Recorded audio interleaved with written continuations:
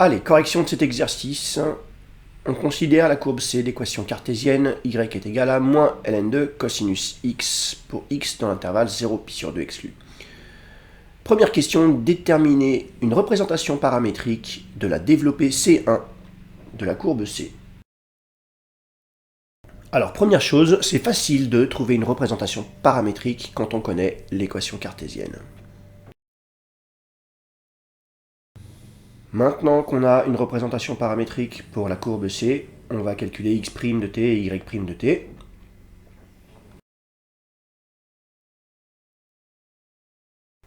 Maintenant qu'on a x' de t, y' de t, on peut calculer s' de t, où s est l'abscisse curviligne de la courbe C.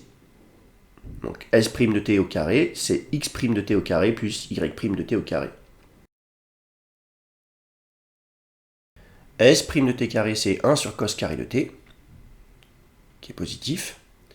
Et S' de t, donc c'est 1 sur cos de t, puisque cos de t est strictement positif pour t appartenant à l'intervalle 0 pi sur 2 exclu. Une fois qu'on connaît S' de t, on peut en déduire une représentation paramétrique du vecteur t, qui est un vecteur tangent unitaire à la courbe C. Eh bien, on peut en déduire immédiatement une représentation paramétrique du vecteur n orthogonale au vecteur t, qui est également un vecteur unitaire. Alors, on cherche gamma de t, qui vérifie la relation dt sur ds égale à gamma de t multiplié par le vecteur n. En effet, on sait que dt sur ds et le vecteur n sont collinéaires. Et ce gamma de t, c'est ce qu'on appelle la courbure de notre courbe C. On a besoin de ce gamma de t.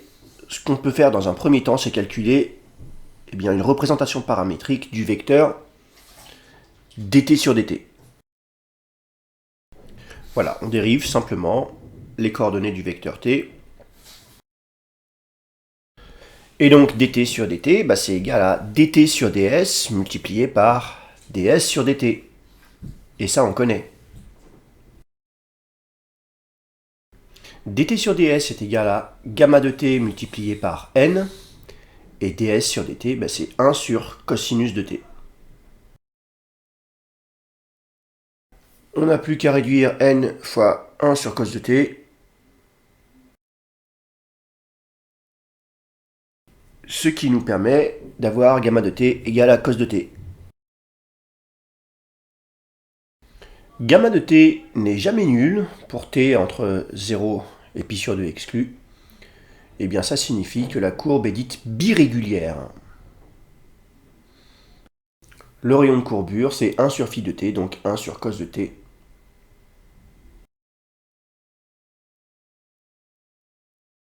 C'est cette relation qui va nous permettre de déterminer les coordonnées du centre de courbure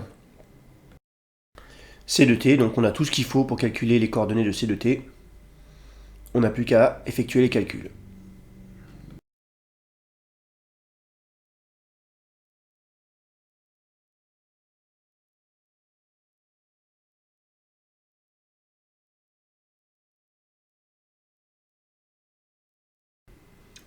Très bien, on a fait le petit a. Petit b, déterminer une représentation paramétrique de la développée C2 de C1. Il faut qu'on recommence avec ce qu'on vient de trouver. On calcule les développées successives.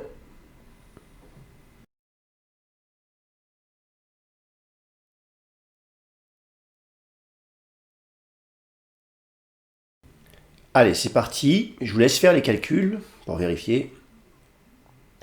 X' de t, Y' de t, et on en déduit S' de t.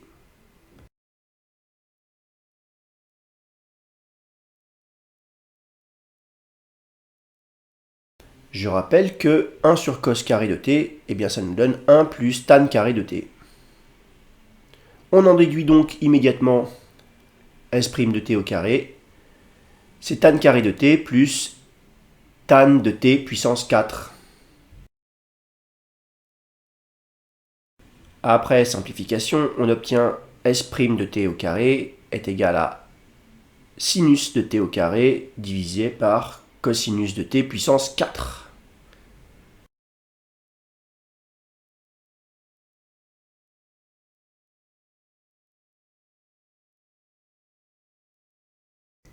T appartenant à l'intervalle semi-ouvert 0 pi sur 2. Sinus de t sur cosinus carré de t étant strictement positif sur cet intervalle, on en déduit que S' de t est égal à sinus de t sur cos carré de t. S' de t est non nul sur 0 pi sur 2 ouvert, eh bien ça signifie que la courbe C1 est régulière. On en déduit immédiatement une représentation paramétrique du vecteur tangent à la courbe C1.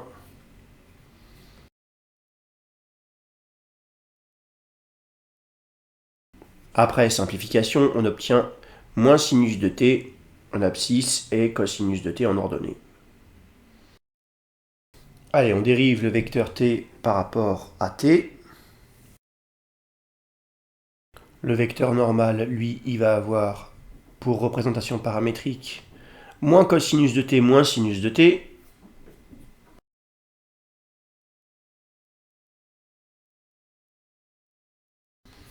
Allez, on sait que dt sur ds est un vecteur collinéaire au vecteur normal.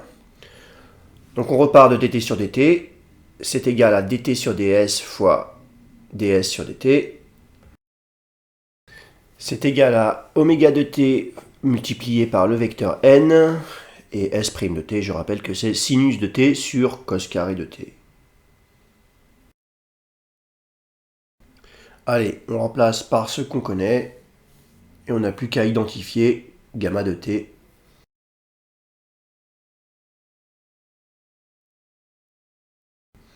Gamma de t est égal à cos carré de t sur sin de t.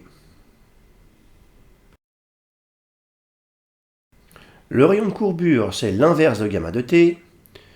On trouve donc R de t est égal à sin de t sur cos carré de t.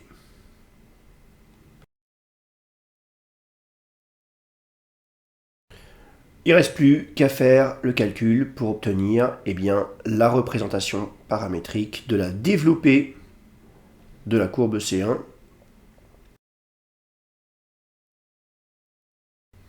Donc après simplification, on obtient que la développée de la courbe C1 aura pour représentation paramétrique x de t est égal à t moins 2 tan de t, et y de t est égal à moins ln de cos de t moins tan carré de t, t appartenant à l'intervalle semi-ouvert 0 pi sur 2.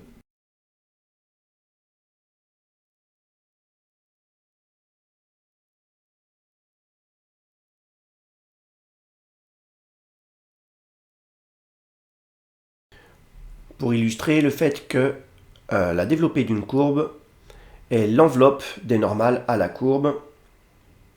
Ici, on a en noir la courbe C et en rouge, on a C1, la développée de C.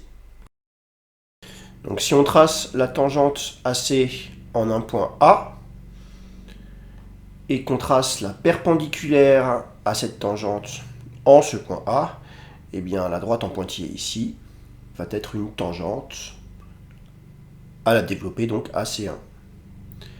Voilà